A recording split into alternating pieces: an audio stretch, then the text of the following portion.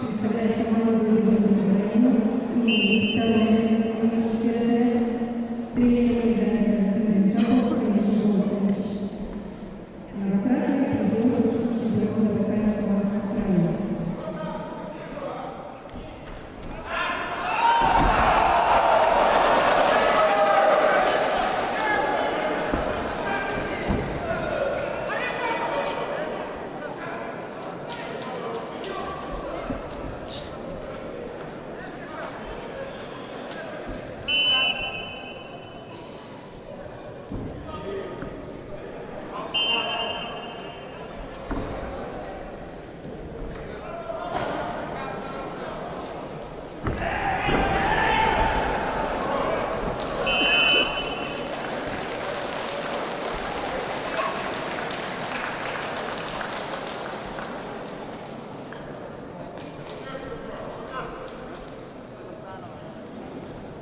Победа держал Жанатана Кунакова.